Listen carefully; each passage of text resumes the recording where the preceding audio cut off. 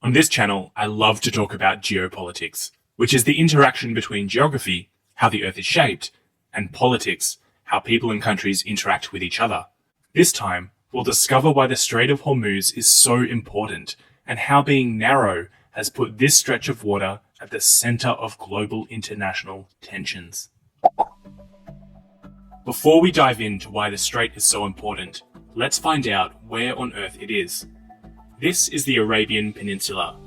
On one side of the peninsula, the Arabian Sea is connected to the Mediterranean by the Red Sea, which runs between the peninsula and the continent of Africa and joins the Mediterranean Sea here through the Suez Canal.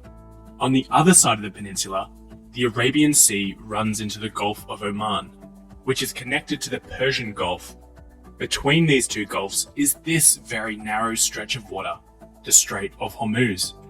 The strait is bounded on either side by the countries of Iran, Oman, and the United Arab Emirates. The Strait of Hormuz helps transport loads of oil per day on some of the biggest ships on Earth. We'll go into more detail about that in a moment. Because of how narrow the strait is and the volume of oil that is transported through it, the Strait of Hormuz is the world's most important choke point for the transport of oil. Just to get an idea of the scale of the amount of oil and other energy products transiting the strait, here's some quick maths. In 2018, the average number of barrels of oil and other petrol liquids passing through the strait was about 21 million barrels per day. Each barrel is about 159 litres, which equates to a total of over 3 billion litres, or more than 1,300 Olympic swimming pools of liquid per day. This is about 21% of the entire world's daily petrol consumption. 1/3 of all of the sea transited oil on Earth travels through the strait, as well as 1/4 of all of the traded natural gas.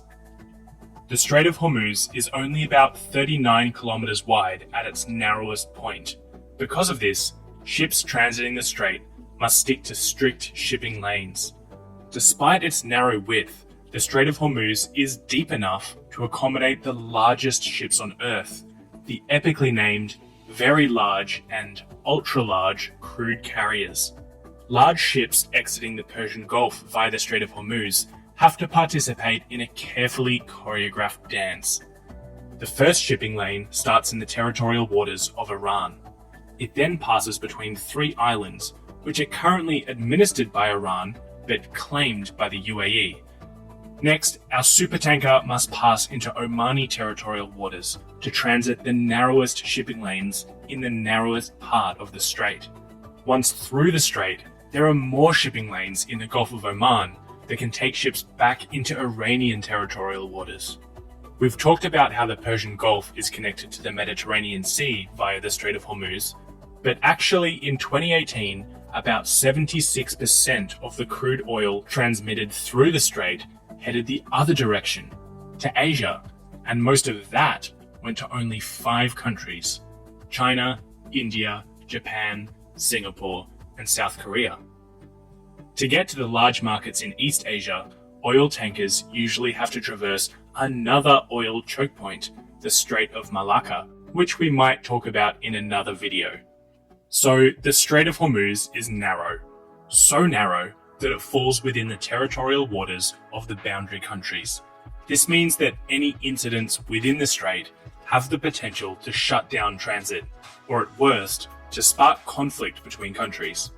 Just a few months before the release of this video, there were attacks on ships in the Gulf of Oman, near to the opening of the Strait of Hormuz.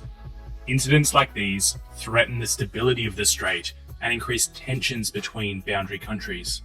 Now we know just how important the Strait of Hormuz is to global oil trade, we can imagine just how damaging any disruption to the flow of oil through the strait would be to countries reliant on receiving the oil and on those countries reliant on the income from selling oil.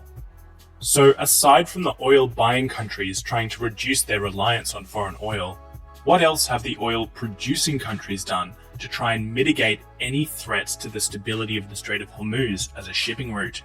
Well, only Saudi Arabia and the UAE can bypass the Strait of Hormuz by shipping outside of the Persian Gulf and have pipelines to get the oil to those ports. Remember that 21 million barrels per day transited the Strait of Hormuz in 2018. Saudi Arabia has the East-West pipeline that can transport up to 5 million barrels per day to its port on the Red Sea. Although in 2018, this pipeline was only used to transport 2 million barrels per day. It also has a natural gas pipeline, which can transport the equivalent of 300,000 barrels per day. The UAE has the Abu Dhabi crude oil pipeline to transport oil directly to the Gulf of Oman, which can pump up to 1.5 million barrels per day, but was only used for 600,000 barrels per day last year. Other pipelines exist, but most are relatively small and cross international boundaries, so have fallen into disuse due to the recent conflict or political disagreements between countries. So what does the future hold for the Strait of Hormuz? Well, that's a very tricky question, and one that I probably can't answer. As we've discovered, the importance of the strait is amplified by the geography of the region, including a lack of viable alternate shipping routes. But it's also important to acknowledge that the strait is fully integrated into the territorial waters of various countries, meaning that the politics of the region affects the stability of the strait as a shipping route. The Strait of Hormuz will likely continue to be one of the most important shipping routes in the world, especially if the global hunger for oil continues.